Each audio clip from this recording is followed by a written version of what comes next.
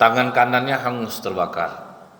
Ya Rasulullah, tolong doakan kepada Allah agar tanganku ini sembuh. Kata Rasulullah, kenapa dengan tanganmu? Tadi malam aku bermimpi rasanya kiamat sudah terjadi, dan aku melihat ibuku di neraka sedang mengusir-usir api dengan sepotong kain dan daging di tangannya. Aku katakan kepada ibu, wahai ibu, bukankah engkau di dunia taat beribadah dan ayah ridho kepadamu? Kan di taat ibadah bu, suami ridho lagi. Memang betul nak, di dunia ibu taat beribadah dan ayah kau ridho kepada ibu. Tapi selama hidup di dunia hanya sepotong kain dan daging inilah ibu pernah bersedekah. Dengan itu dia ngusir-ngusir api, jadi nak mempan mak, pelit. Kalau ayah mana ibu? Ayahmu dermawan nak, dia sedang di surga membagi-bagikan air di telaga Kausar. Aku pergi ke surga dan melihat ayahku membagi-bagikan air. Marah aku ya Rasulullah. Dalam mimpi itu rasanya aku katakan kepada ayahku, sungguh tega engkau ayah. Ibu berjuang di neraka mengusir api, engkau di sini membagi-bagikan orang minum. Minta aku segelas ayah agar ku berikan kepada ibu. Ayahku menjawab, jangan nak, di sini sudah tidak ada tolong menolong lagi. Aku tidak peduli ya Rasulullah. Aku rampas segelas air di tangan ayahku. Aku pergi ke neraka bermaksud hendak memberi ibuku minum, tapi belum sampai gelas itu ke mulut ibuku, api neraka datang menyambar tanganku. Aku bangun hangus ya Rasulullah. Diletakkan Rasulullah tongkat di tangan wanita itu. Ya Allah, bila benar mimpi wanita ini, sembuhkanlah tangannya. Sembuh Pak. Berarti inilah yang banyak kena orang-orang rajin sholat tuh Bu.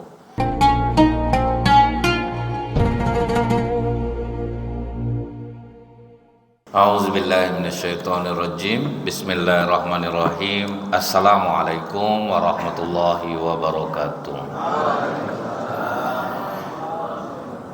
Alhamdulillahilladzi khalaqal mauta wal hayata liyabluwakum ayyukum ahsanu amalan wa huwal azizul ghafur. Asyhadu an la ilaha illallah wahdahu la syarikalah wa asyhadu anna Muhammadan abduhu wa rasuluh. Allahumma salli wa sallim wa barik ala hadzal nabiyil karim wa ala alihi wa sahbihi ajmain. Bapak Ketua Masjid beserta panitia Ramadan yang saya hormati, alim ulama, tokoh masyarakat, cerdik pandai, Bapak Ibu, orang-orang tua yang saya muliakan, hadirin hadirat yang semoga kita semua senantiasa dirahmati oleh Allah. Tidak henti-hentinya kita bersyukur kepada Allah atas nikmat ditundanya ajal ini, sehingga kita ada kesempatan untuk banyak memohon ampun kepada Allah dan memperbaiki amal kita. Semoga nikmat ini membuat kita semakin dekat kepada Allah, dan di luar Ramadan nanti akan menjadi tujuan kita mencari ridho Allah. Bersolawat kita kepada Rasulullah SAW dengan ucapan Allahumma sholli ala Muhammad wa ala alihi wa sahbihi wasallim. Semoga dengan diringankan Allah lisan kita ini bersolawat, kita dapat untuk meneladani akhlak-akhlak Rasulullah SAW dan mendapatkan syafaat di yaumil akhirat nanti. Dalam kitab Tanbihul Ghafilin, Imam Abu Lais As-Samarkandi, di sini ada riwayat dari Abu Ayyub Al-Ansari. Waktu Rasulullah SAW naik onta, ada orang Badui tiba-tiba menghalangi jalan onta Rasulullah ini. Macam pembegal dia, dihadangnya Rasulullah, Pak. Suruhnya Rasulullah turun. Kemudian apa kata Rasulullah? Ya Rasulullah, aku ingin bertanya, bagaimana cara aku untuk dapat dekat dengan surga dan bisa jauh dari neraka. Jadi bertanya tapi kasar Pak. Udah dia yang butuh tapi kasar cara bertanya, main hadang aja. Tapi yang ditanyanya bagus Pak. Apa amalan yang bisa mendekatkan dengan surga dan menjauhkan aku dari neraka? Dari sinilah kita memahami ternyata Rasulullah itu cukup faham dengan karakter orang Badui. Jadi memang mereka itu keras. Jadi Rasulullah tidak ada tersinggung Pak. Kalau kita kau udahlah bertanya, ginilah cara kau bertanya. Kalau Rasulullah tidak, santai aja dia Pak. Memang karakter mereka ini keras. Artinya apa Bapak Ibu? Kalau kita memahami karakter kultur suatu bangsa, kita akan faham kenapa mereka melakukan seperti itu. Contohnya, kalau kita ngobrol sama orang Bagan, itu mereka kadang ada yang suara itu seperti orang marah-marah kalau ngomong, Pak. Aku nggak tahu dong. Padahal dia tuh ngomongnya ramah tuh, Pak. Nah, itu karakter. Kalau orang kita Sunda makin marah dia makin ramah dia, kan? Nah, dia marah, Pak, tapi ramah. Jadi kalau kita sudah memaklumi hal itu, kita tidak ada masalah lagi. Jadi kadang ada orang bertanya itu macam menantang dia, padahal dia bukan menantang, memang seperti itulah karakter dia. Orang aja kadang yang terkejut mendengar cara orang bertanya. Jadi dari sini kita paham ya ibu-ibu ya, bahwa kita harus bisa memahami. Jadi jangan sampai buruk sangka langsung kepada orang lain ketika dia seolah-olah sepertinya kasar. Mana tahu memang seperti itulah bawaan dia. Sama dengan masalah buruk sangka ya Bu ya. Ada ibu nih, suaminya kebetulan pas dapat naik jabatan. Biasanya ramah dia di masjid Bu. Jadi pas ada ibu-ibu di sebelahnya menyapa dia, Bu Ajah, gini aja dia Pak. Ya, langsung ibu nih cerita, baru suami naik, baru lain lah sombongnya. Tidak mau dia memandang wajah saya Bu, lain lah sombongnya nih.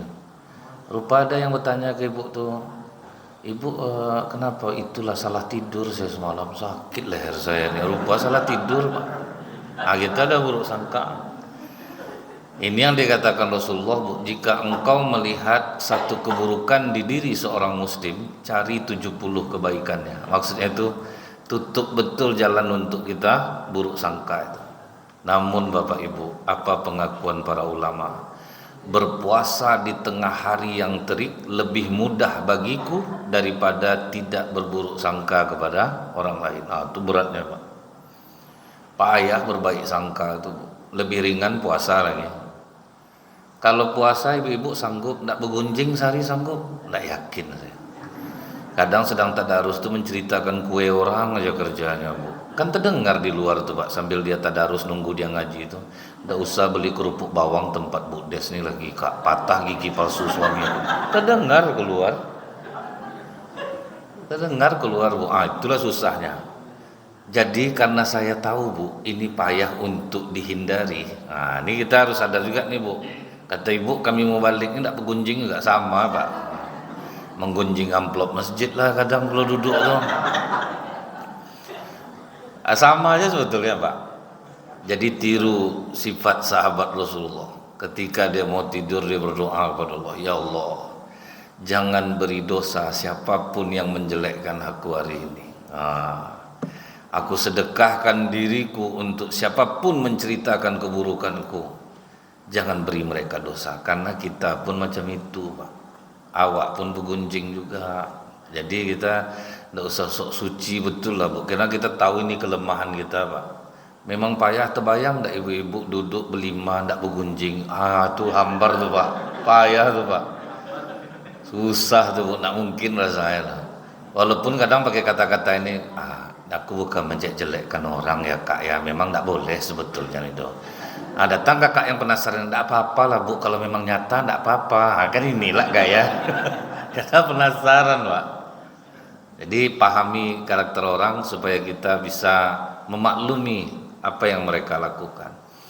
Secara tidak langsung yang dilakukan Rasulullah inilah keuntungan orang yang belajar psikologi Pak. Orang psikologi itu Bu, payah mancing emosinya. Karena dia paham Pak, dia mempelajari hal ini.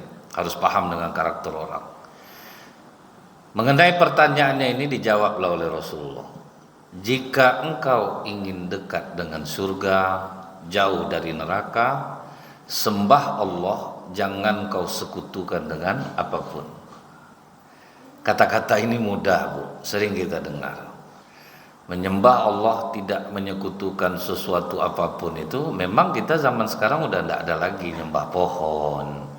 Kita tidak ada lagi nyembah batu. Tapi kita banyak yang menyembah jabatan. Kadang ini sudah dianggap maklum Pak. Jadi Ustadz, suami saya bisa duduk di jabatan itu, tapi ada yang minta 200 juta. Ini kan salah satu contoh yang sudah halal menurut kita nih Pak. Saya bilang, ibu cerita 200 juta ke saya ini pedagang bu, besar 200 juta itu kalau dalam pikiran saya. Atau tidak pun pedagang, ibu kerjasama aja sama peternak, bagi dua hasilnya itu lebih besar dan berkah, karena ibu akan melalui fase ada nanti rugi, binatang ternaknya mati, jadi ibu makin dekat sama Allah ini ya, daripada ibu paksa seperti ini. Udah zamannya nih Ustaz, nggak bisa kita lagi kalau baik-baik aja, nggak bisa duduk nanti suami saya. Saya ceritakanlah sama dia, Bu. Banyak pejabat di Provinsi Riau ini yang mereka itu ahli. Orang kalau sudah ahli dalam bidangnya tanpa membayar malah diminta. Itu bedanya Pak. Jadi jangan kita mengira semua pejabat ini aneh-aneh kelakuannya Bu. Ada mereka memang ahli dalam bidang itu, bidang tata kota, bidang ini, bidang itu tuh mereka tidak membayar malah ditarik Pak, diminta. Jadi tugas kita apa? Jadilah ahli. Kalau kita sudah ahli, kita akan dicari orang tanpa harus membayar. Atau jadilah orang yang berprestasi. Orang berprestasi itu kadang dibujuk lagi Pak. Di kantor kami aja lah ya, pokok di bagian mana aja nanti bisa. Itu kalau orang berprestasi, orang ahli. Jadi kita ini dituntut kalau anak itu pokoknya kamu ahli, kamu di satu bidang, maka kamu akan dicari orang. Kalau tidak, kamu harus membayar nanti untuk mendapatkan jabatan. Kata-kata Ustadz itu memang betul Ustadz, tapi bisa stuck apa saya? Oh ya udah, itu terserah ibu. Kalau ke saya ibu cerita, tentu saya membantahnya, disebabkan saya tidak melakukan hal itu dan itu tidak bidang saya. Tapi kalau ibu cerita ke orang kebanyakan, itu hal yang wajar, namanya ada zamannya seperti itu. Mungkin pun diantara kita nganggap itu hal yang biasa Pak. Jadi dibayarnya lah jabatan itu Bu, duduklah suaminya. Dalam waktu 1 tahun perkembangan harta cukup signifikan Pak, banyak hartanya. Saya tidak mengatakan suaminya korupsi, tidak, karena kan banyak juga Pak uang tinjuan, tamparan, sikutan, tendangan. Jadi macam-macam lah duitnya, kaya lah dia dengan jabatannya itu. Menangislah ibu tuh ketemu saya. Apalagi yang ibu tangiskan? Apa yang ibu inginkan sudah dapat. Dalam 10 hari dia kerja Ustaz, 3 hari cuman dia di rumah, terlalu sibuk betul dia. Ibu terimalah konsekuensi ini, kan balasannya dapat kekayaan, kemewahan. Saya sangka ya dia dinas luar Ustaz, lupa bercewek dia Ustaz. Lah selesai. Saya heran Ustaz, suami saya ini PNS kok sering Kapolres nelpon dia. Dia curiga juga saya tuh Ustaz. Suami saya ini PNS, kenapa Kapolres sering nelpon dia? Kalau udah Kapolres nelpon dia bisik-bisik. Pas dia mandi Ustaz nelpon lah Kapolres nih. Saya angkat, rupanya cewek Ustaz. Ditukar suaminya tuh Bu, nama cewek itu jadi Kapolres supaya enggak curiga istrinya. Sakit hati saya Ustaz, saya ambil HP ya, saya rendam dalam gelas kopi. Pas dia keluar dari kamar mandi, mana HP Bang? Tuh sedang minum kopi sama Kapolres. Sejak itulah berkelahi terus kami. Dan ibu tuh sampai hari ini sebentar check up awal bros, check up ini, belum ngambil obat ini, udah Pak sakit terus Pak. Tidak ada yang sehat lagi sejak kejadian itu. Jadi sesuatu yang salah tuh Pak akan menyalahlah semuanya jadinya, akan kenalah buahnya, buah busuknya itu kepada masalah lainnya. Jadi ini yang banyak terjadi nih Bu, orang menyembah jabatan. Ada yang jadi penyembah uang. Yang penyembah uang ini pernah saya sampaikan ke Bapak Ibu mengenai ada ada caleg yang mau maju. Ada kan di Pekanbaru ini ada ibu-ibu nih Bu, 2 kali sebulan kami ini masuk. Jadi waktu Rabu pertama saya masuk, datang caleg dari partai A. Ustadz, nanti ada penyampaian visi dan misi dari Ibu caleg, dia mau maju Ibu nih. Oh ya enggak apa-apa Bu, saya senang Pak kalau makin lama dia memberikan sambutan Bu. Ceramah saya kan tinggal 5 menit lagi Pak. Jadi agak terbantu juga saya, kalau perlu masuk terus asal dia datang. Macam-macam partainya itu Pak. Ngasih kata sambutan lah Ibu nih. Pertama ibu-ibu ini tidak respon bu, diam aja. Ibu-ibu, insya Allah saya akan maju tahun depan, jadi mohon bantuannya. Pertama ibu-ibu tuh biasa aja wajahnya, kan saya duduk di depan, ini kan dibuka, jadi nampak saya wajah ibu-ibu ini tidak respon. Tapi setelah ibu ini mengatakan, bu, saya kemari membawa sembako 5 kilogram beras, satu papan telur, Indomie 1 kardus, ada juga ikan sarden, mereknya Mili ya bu, bukan karamel. Gitulah tuh pak, karena dia tahu Mili yang paling mahal. Jadi nanti tolong diterima ya bu, namanya udah dicatat ya bu Emma ya. Itu family bu Emma nih pak calegnya. Udah selesai dibagi-bagi. Apakah ibu-ibu mau memilih saya untuk tahun depan? Iya bu, pokok kami memilih ibu. Ajarkan kami cara mencoblosnya. Ada semangat lah ibu tuh menunjukkan cara mencoblos ya bu ya. Rabu ketiga saya masuk lagi pak, ada lagi caleg masuk. Apakah ibu-ibu udah punya seragam? Belum bu. Saya ada bawa bahan itu bu, nanti ada yang ngukur, kita jahit, nanti saya bayarkan. Tuh langsung sumringah wajah ibu-ibu tuh pak. Selain seragam, saya juga membawa sembako ibu. Dedi tolong diambil di mobil ibu, sopir ibu caleg nih bu. Diambil lah.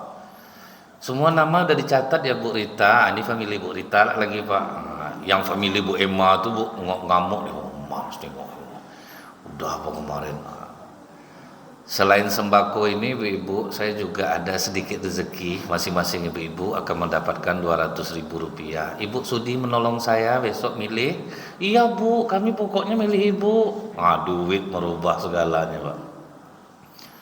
Saya di depan tak tahan, saya mau ketawa bu. Ibu-ibu tuh berkelahi dia sama dia jadinya. Datang yang family caleg yang kemarin, tak boleh kayak gitu kak, kita kan udah janji kemarin milih ibu tuh. Apa kau di 200.000 lagi tambah seragam, nampak kelahi dari depan tuh. Itulah dahsyatnya duit merubah orang. Jadi ngeri nih bu, kita ndak nyembah batu ndak, tapi nyembah duit, nyembah pasangan hidup. Itu banyak tuh orang yang nyembah pasangan hidup ini bu ya. Pokoknya sampai ada kalimatnya lah gitu pak ya. Kalau misalnya abang meninggal bang, kepada siapa lah aku menyandarkan diri aku. Itu kan udah menganggap suami selain Allah. Atau tidak apa sekali bu. Pokoknya dia benar-benar apa kata pasangan hidup dia diikutkan ya. Makanya banyak laki-laki itu tergelincir gitu bu. Dari 20 orang laki-laki, 20 orang yang sakit jantung, 16 itu laki-laki, cuma 4 perempuan. Jadi laki-laki ini banyak kena jantung, Pak. Abang tengok suami siapa tuh pangkat rendah, tengok dari rehab teras dia. Ini awak kaya, pangkat tinggi enggak bisa. Itu yang buat jantung suami naik itu. Dia melepaskan masalah aja, akhirnya mainlah suaminya. Main di kantor suaminya, ibu tahu enggak betapa berdenyutnya jantung menjelang pemeriksaan tuh Pak. Itu tuh yang banyak laki-laki kena sakit jantung Pak. Pergi dia ke toko bangunan, Pak nanti tolong kasih kwitansi kosong ya Pak ya, biar saya isi angkanya. Nanti kalau ditelepon orang kantor saya bilang segitu. Menjelang itu tuh selesai bu, jantung berdenyut Pak. Enggak tenak tidur malam. Belum lagi ini nanti menelpon lu, itu tuh yang banyak buat laki-laki itu jantung. Perempuan apa enak tidurnya Pak. Yang kena masalah kan suaminya. Jadi maka perempuan tuh sehat-sehat jantungnya bu, dia melepaskan aja. Yang berpikir yang laki-laki ini Pak, dia yang akan liang kangka, dia yang akan kena panggil, dia yang kena merasakannya. Dan laki-laki selalu pasang badan, istri saya tidak terlibat, istri saya tidak terlibat. Itu laki-laki Pak. Tidak ada yang bilang dia istri saya yang nyuruh saya, dia juga kena lagi. Kamu kan suami, kamu pemimpin, kena juga, bagus tak ngomong lagi kan Pak. Jadi ini bu, orang-orang sholat masih banyak melakukan ini. Jadi kalau kita udah menyembah Allah itu udahlah, tundukkan nafsu kita untuk ikut kepada Allah, ajak dia dialog. Macam kami ustadz-ustadz ini kan banyak juga jadi penyembah uang Pak. Saya kan udah pernah ceritakan sama Bapak Ibu. Assalamualaikum Ustadz. Waalaikumsalam ya Pak. Tanggal 20 Ba'da Isya bisa di kampung kami Ustaz. Bentar Pak, saya lihat dulu. Alhamdulillah bisa nih Pak. Tapi minta maaf dulu Ustaz, kami tidak bisa ngasih amplop besar. Dari suara pengurus saja kita tahu Bu, ini sedikit amplopnya Pak, karena ramah betul. Tak apa-apa Pak, tidak usah itu Pak pikirkan. Alhamdulillah, makasih banyak lah Ustaz, sama-sama Pak. Selesai yang pertama nelfon, sejam kemudian nelfon yang kedua. Tak, ini berarti besar amplopnya itu Pak. Kalau gitu nada jamaahnya Pak, tuh kepercayaan dirinya sangat tinggi itu Bu. Bisa di kampung kami Ustaz, hari Jumat tanggal 20 ada Isya. Minta maaf saya Pak, udah ada jadwal nih di waktu yang sama. Itulah Ustaz, mendadak pula pengurus nyuruh saya nelfon.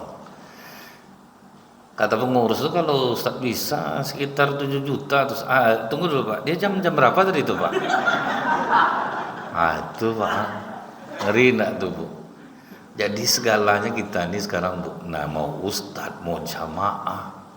Apalagi Ustaz ini ngolah pakai dalil lagi Bu. Kan ngajak-ngajak orang umroh tuh Pak kan.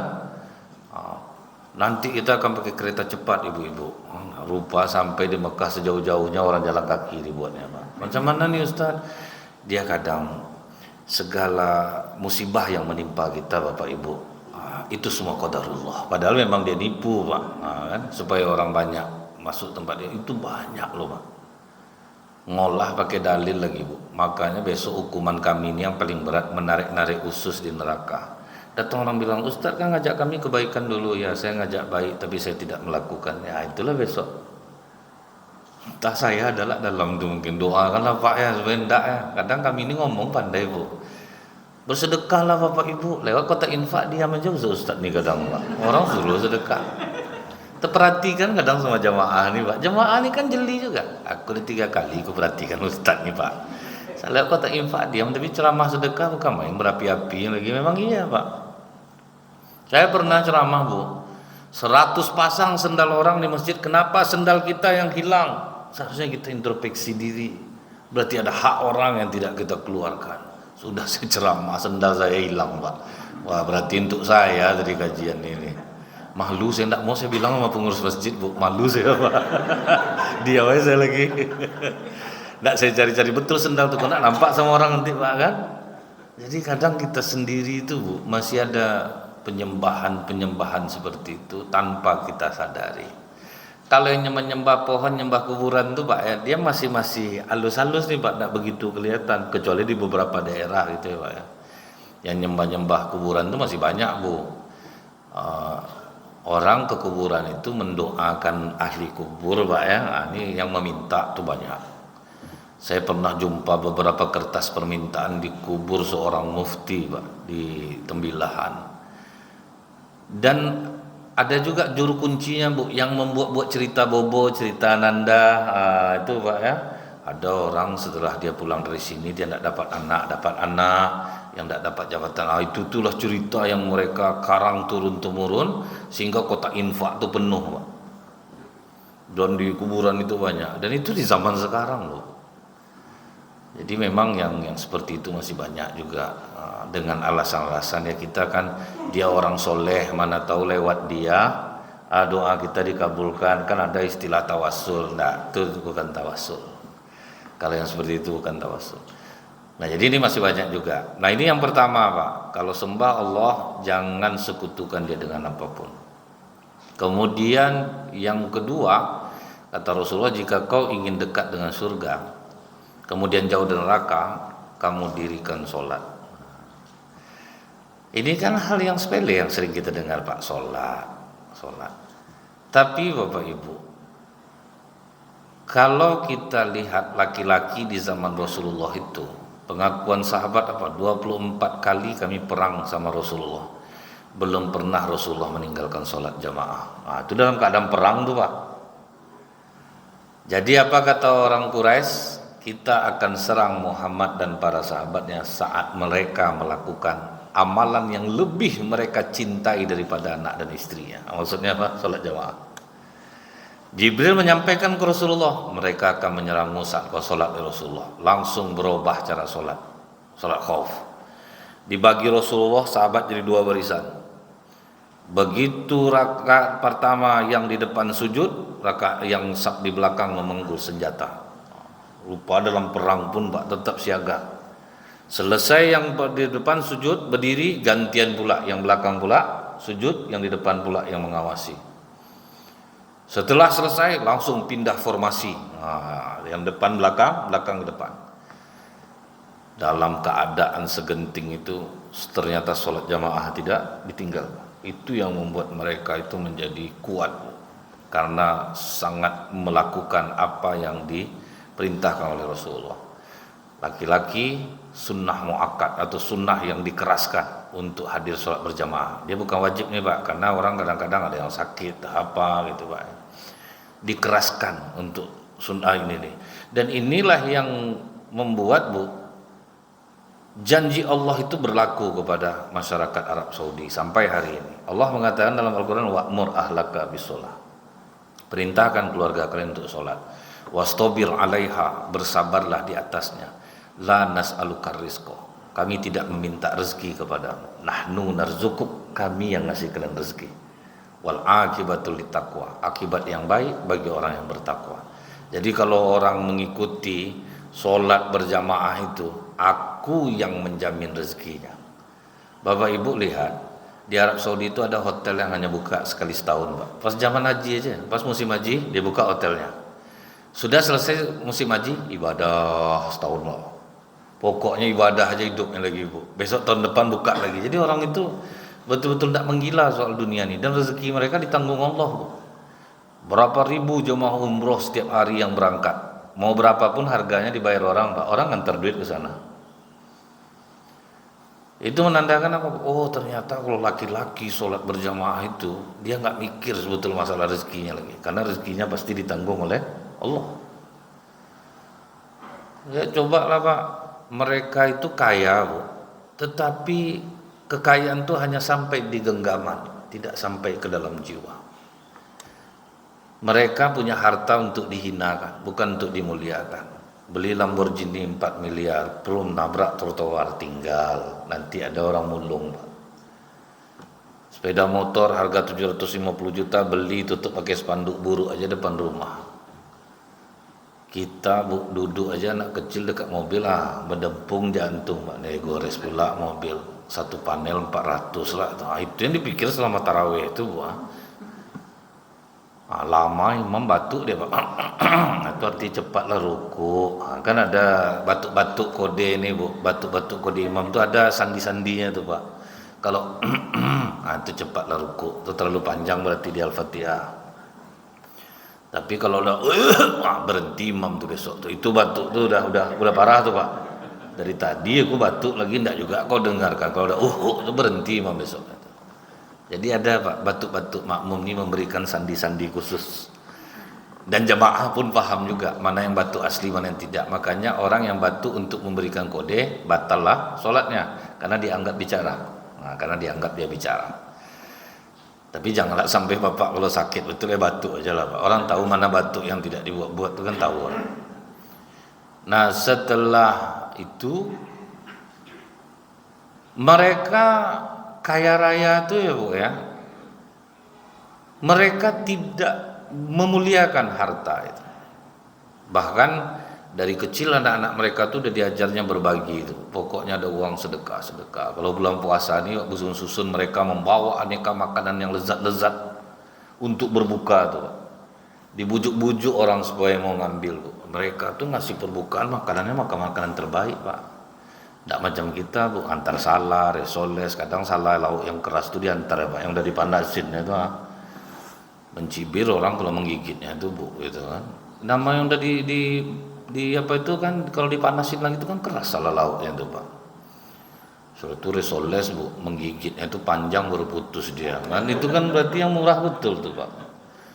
Kasih resoles yang harga 4.000 sebiji, itu baru bersyukur orang makannya Bu, dapat dia mayonesnya. Ini memang rajin ngasih orang pembukaan Bu, tapi itu pula lah. Sirup nih marjan warna merah, ini kok jelang merahnya Pak, itu banyak campurannya Bu. Macam tetong dibuatnya Pak, tidak ada terasa manisnya sedikit pun. Jadi kalau memang mau ngasih orang tuh kasihlah yang terbaik. Mereka itu Bu, kecil-kecil anak udah suruh sedekah. Kalau kita kan dari kecil anak udah diajar pelit. Kau habiskan di rumah nih makan tuh anak siapa tuh lain congok itu habis makan. Itulah maka anak-anak tuh pelit dia Pak. Dari kecil tuh udah diajar pelit. Nah ini juga berlaku di mana saja. Kalau misalnya laki-laki di Indonesia ini melakukan hal yang sama macam Bapak Ibu lakukan ini, saya yakin Bapak Ibu sudah banyak mendapatkan keajaiban, betul nggak Pak?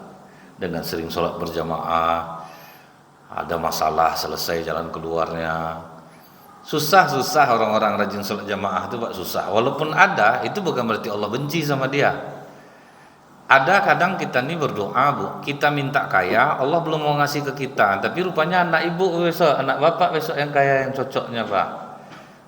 Waktu anak bapak kaya diajaknya lah bapak umroh kita Pak, umroh kita mama jalanlah ke sana senang-senang lah lagi ini beli mobil untuk papa, ada Pak. Di kita tidak cocok. Jadi jangan ada doa yang tidak dikabulkan Allah. Mintalah kekayaan sama Allah, tapi sabar terus sholat.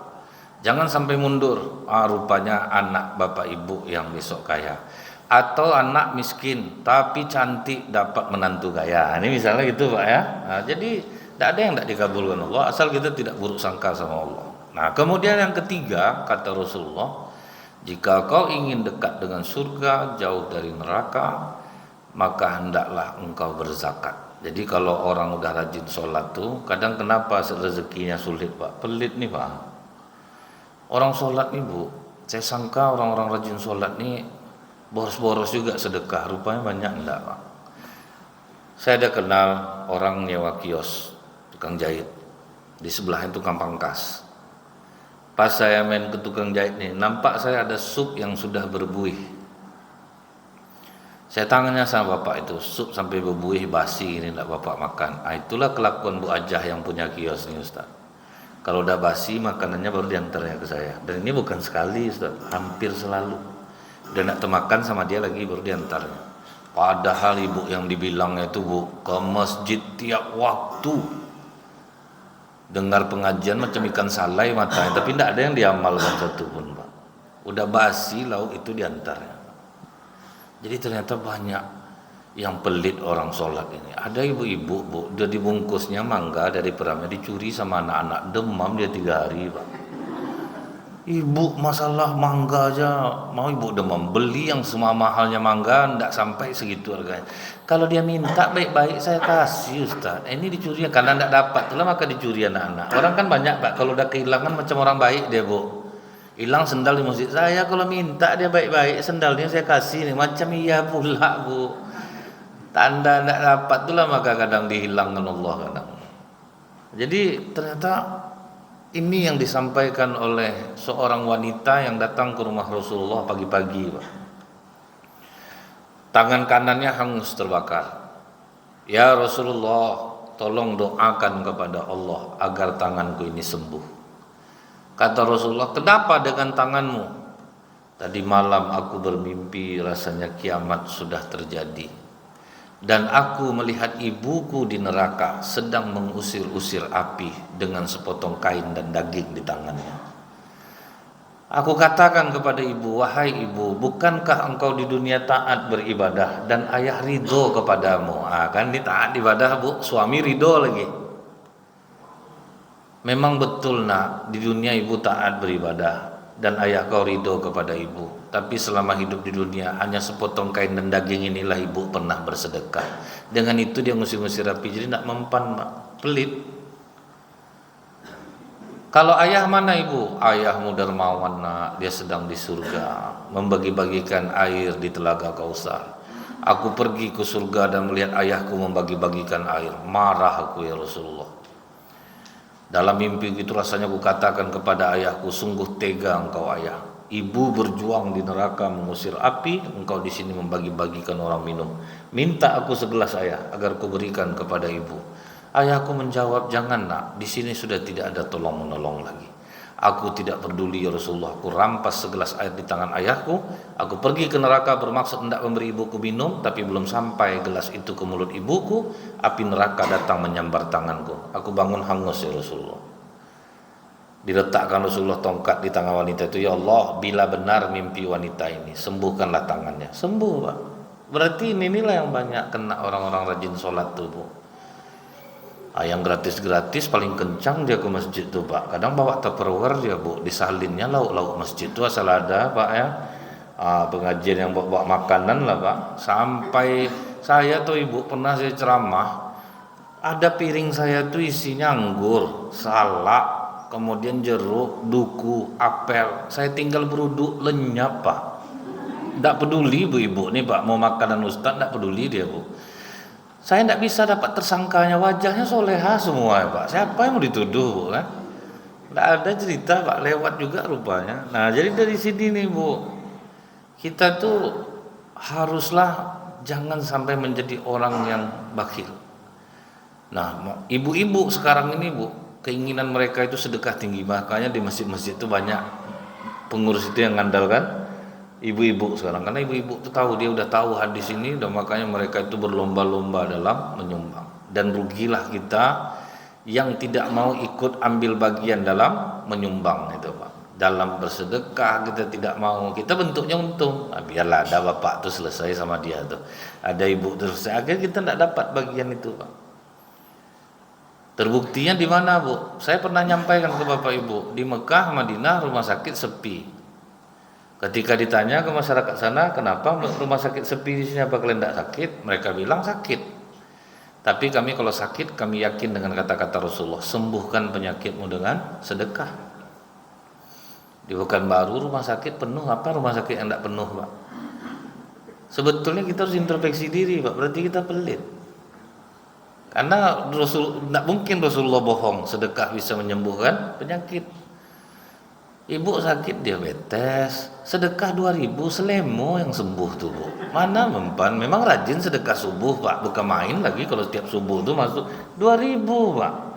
2.000 tuh stop call sebutir, Bu. Itu berarti demam, menggigil sedikit, bersin, nah itu sembuh, Pak, 2.000. Diabetes tuh besar tuh angkanya tuh.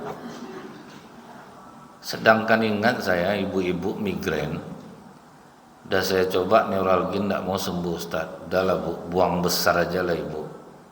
2.500.000 teng baru ngontak ke kepala, Pak. Itu dia, Pak. Betul, Ustaz. Migrain 2.500.000, Bu. Diabetes kira-kira berapa tuh, Pak? 10 baru oke. Kita tidak ada, Bu, nyumbang tuh yang, kalau orang yang besar-besar nyumbang di masjid ini, Ibu perhatikanlah hidup mereka. Kan dapat kita contoh, Pak.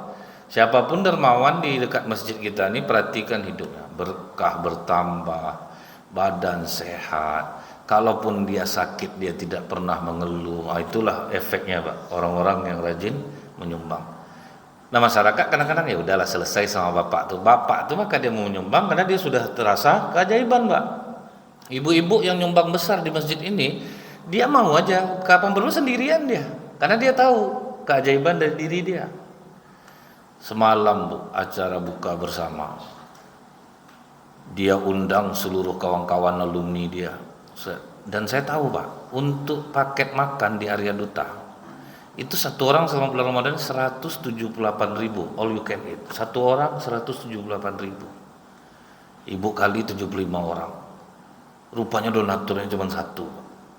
Saya perhatikan dia, Bu, ya, dari wajah, senyumnya, waduh, pantas dia ambil bagian ini.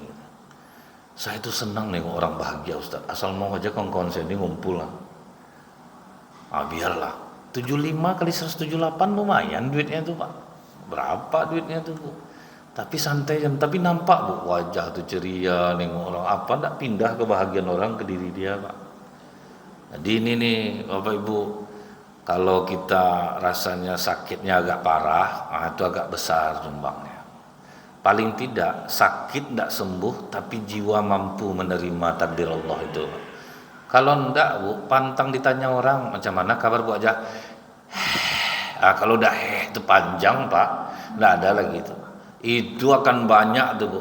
Ya coba berobat ke sana, enggak ada kurangnya. Itu dengarlah di radio ada sioman-sioman tuh, dah saya beli pula dah. Dah berapa tetes, berapa botol habis, nak juga mau kata orang dokter sana bisa. Itulah akibatnya, Pak. Buang besar aja lah. Simple, Pak, kan? Tidak usah jauh-jauh Bu ya.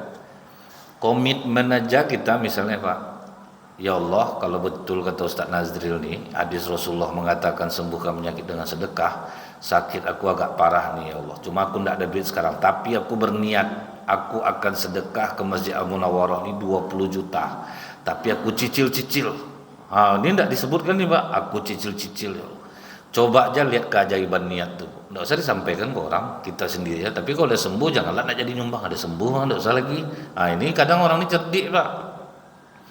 Ada orang mau terjun payung Bu, saking takutnya dia, ya Allah, terkembang payung aku nih, aku bantai sapi di rumah. Pas terjun kembang payungnya, tidak jadi sapi, ya Allah kambing aja.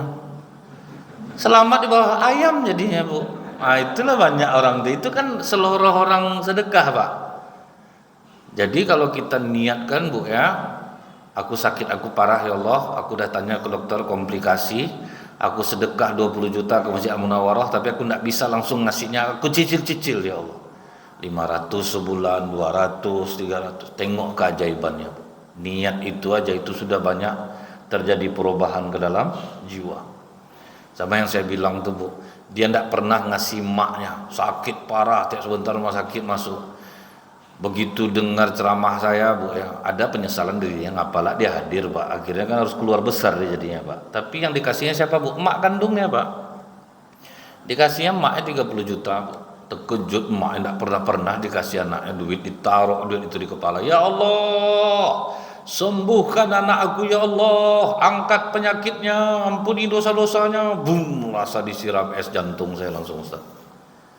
Hilang masalah karena emaknya doanya ikhlas Bu. 30 juta Pak, siapa yang tidak ikhlas berdoa? 30 juta tidak ikhlas orang berdoa. Itu Bu, jadi kita harus tahu Bu, di angka berapa orang akan ikhlas. Makanya saya anjurkan dulu Bapak Ibu, kalau ngundang orang makan ke rumah, kasih makanan-makanan terbaik. Udang galah itu kan jarang tuh Pak, kepala baung, ikan kakap, pokoknya yang enak-enak tuh Bu. Ibu perhatikanlah tangan orang berdoa itu rata-rata di atas tuh Pak. Amin ya Allah. Ditengoknya juga udang galah tuh. Ya Allah. Jadi ada keikhlasan dia untuk mengaminkan. Ini ngundang orang makan Bu, telur rebus dibelah dua, kasih kuah kacang.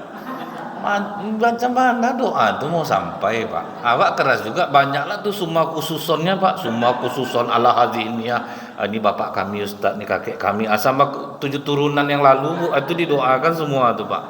Itu naik rumah baru, mana ada orang ikhlas mengamin, tangan orang di lutut semua Pak. Amin. Amin. Kadang sambil cerita lah tuh, aku kalau tahu ini lauk bang, bagus makan di rumah. Emang parah. Gimana mau naik doa itu ke langit Pak? Jadi ini Bapak Ibu coba buktikan nih, Rasulullah tidak akan berdusta. Bapak Ibu sekarang yang sakit-sakit parah, ini ada masjid kita, ada di sini udah terdata fakir miskin, sudah terdata anak yatim, hajarlah sebesar-besarnya. Karena saya pernah merasa Bu ya, sedekah saya sudah maksimal, tapi saya jual mobil susah Pak. Yang nelfon tukang pakang aja, sampai saya berpikir rasanya saya maksimal sedekah, tidak mungkin akan disulitkan Allah.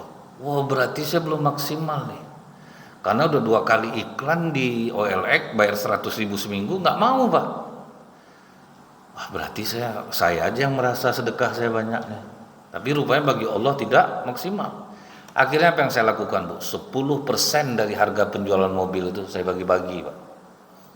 Dampak orang yang pantas untuk nerima. Saya bukan suka ngasih pengemis Bu, tapi nengok orang punya pekerjaan dan dia ikhlas dalam bekerja Pak, walaupun gajinya besar. Saya lebih simpati ngasih itu Bu, daripada ngasih peminta-minta 2.000 rupiah. Itu Pak, nampak orang rajin kerja itu Pak ya, dari hati dia bekerja.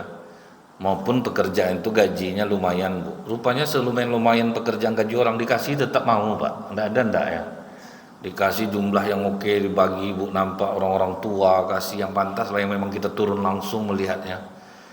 Sedang makan sup saya di Rumbai, pulang dari Dumai masuk WA, tolong share lokasi Bang, kami cocok harga segitu. Bayangkan sama Bapak, saking malasnya saya Bu, enggak saya balas Pak, tukang pakang nih kata saya. Udah berapa kali saya capek jawab tuh. Diulangnya setengah jam lagi, tolong share lokasi. Saya share lokasi, Bu, dia udah sampai di lokasi, saya udah sampai di lokasi. Wah, kangkang saya pulang, Pak. Sampai di rumah dikasih duit, tolong dihitung dulu, Bang, duitnya. Enggak ada pakai tawar nih, Pak. Tolong dihitung duitnya, tolong BPKB yang kemarin. Jadi Bang, kekurangan mobil udah biasa tuh, Bang, nama mobil second. Enggak lah mau dijelaskan, Pak. Kekurangan mobil itu apa? Nama mobil second, wajar lah katanya.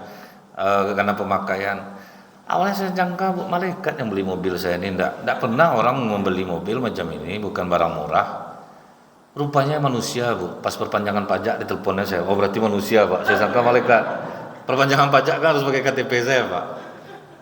Jadi itulah, Bu. Kadang kita yang merasa ada banyak sedekah. Iya, 2000 subuh, 2000 zuhur, 2000 asar, 2000 maghrib, 1000 apa ada jajan anak itu minta ke cucu lah, tuh ada duit 1000 tadi, cu. 1000 itu lah untuk taraweh. Gimana coba, Pak? Ini saya coba berazam aja, Bapak Ibu, dalam hati ini tanpa diketahui orang. Aku, ya Allah, aku sakit aku ini parah. Aku niat aku nyumbang ke Masjid Al-Munawwarah ini 10 juta. Tapi aku cicil, ya Allah. Aku tidak bisa bayar sekarang. Aku ansur-ansur 100, ada duit aku 100, 200, catat, Bu, sampai dia 10 juta. Lihat keajaibannya. Ini tidak usah tahu orang nih, Pak. Lihat keajaibannya nanti. Nah, kemudian yang terakhir kata Rasulullah, agar kau dekat dengan surga, jauh dari neraka, pelihara hubungan silaturahmi. Inilah nih, Pak. Ini paling berat nih, Bu. Akhlak tertinggi dari seorang muslim itu ketika dia mampu memaafkan kesalahan orang yang tidak termaafkan. Apa kata para sahabat? Kami sedang duduk di padang Arafah. Tahu-tahu Rasulullah mengatakan apa, Pak? Jangan ada yang duduk bersamaku orang yang memutuskan hubungan silaturahim. Kita ini banyak, Bu. Kenapa silaturahim namanya? Yang satu rahim yang paling penting, Pak. Orang banyak kan bertengkar itu adik-beradik, bukan sama orang. Kalau sama orang pengertian kita tinggi, Bu. Ala biasa tuh, enggak apa-apa. Tapi adik-beradik, Pak, itu yang paling banyak hancur. Makanya kita tuh, Bu, dari beberapa riwayat rata-rata orang bertengkar sama keluarga, tidak sama orang lain. Kalau sama orang lain kita mengerti. Jadi yang silaturahim itu yang paling utama tuh, Bu, yang satu rahim, karena itu yang berkemungkinan putus dan punya masalah. Kalau kita ini silaturahmi memperkuat hubungan kasih sayang, Pak. Kalau adik-beradik itu memang berkelahi, Pak.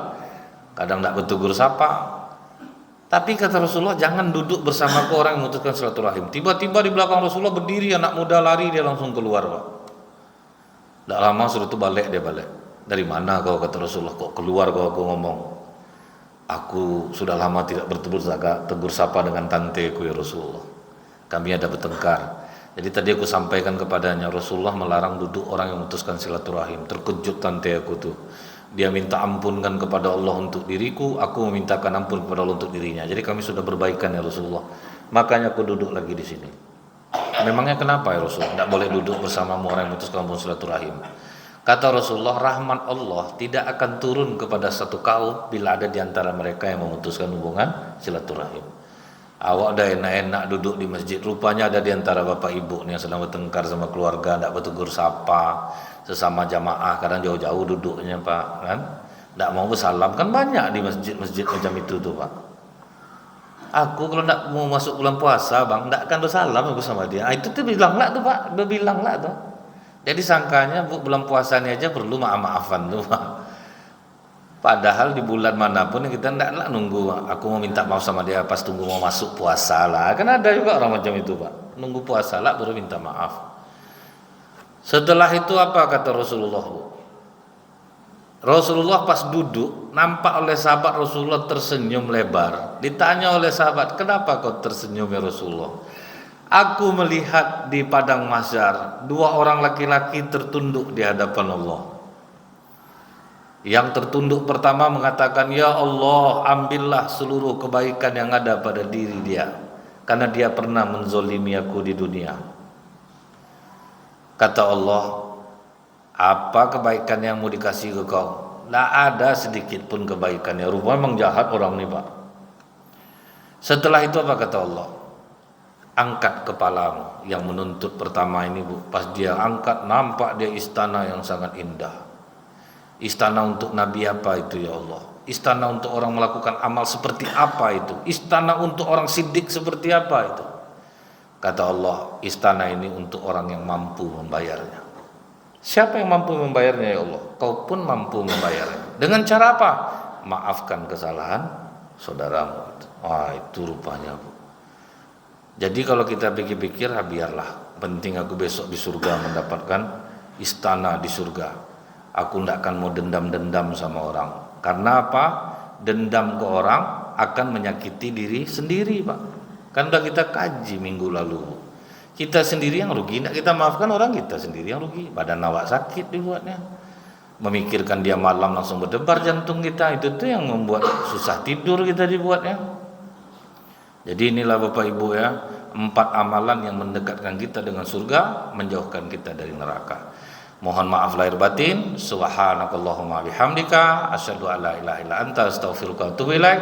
Assalamualaikum warahmatullahi wabarakatuh.